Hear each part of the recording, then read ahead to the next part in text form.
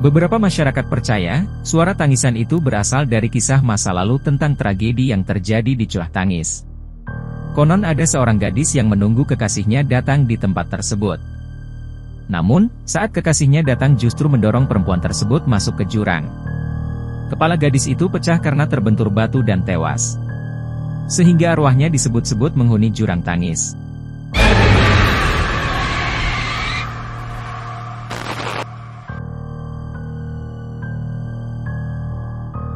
Tidak jarang sosoknya pun sering muncul di tepi jalan dan bahkan sering dikatakan sebagai penyebab kecelakaan di jalur hutan baluran. Bahkan, sering pula yang melihat bayangan melintas ketika melewati jalur tersebut.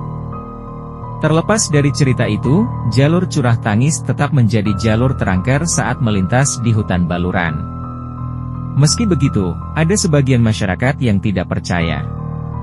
Mereka menilai jika kecelakaan yang sering terjadi dikarenakan kurangnya penerangan jalan. Bukan karena kisah mistis jurang tangis. Memang salah satu penyebabnya juga dikarenakan minimnya lampu. Ketika pengendara melintas yang tidak hafal dengan jalur tersebut, bisa mengakibatkan kecelakaan.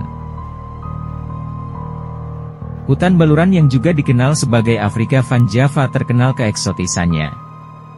Namun di balik keindahan pemandangan hutan baluran ada spot yang membuat bulu kuduk merinding ketika melewati jalur tersebut. Bahkan penduduk sekitar pun tidak cukup berani untuk mendekatinya.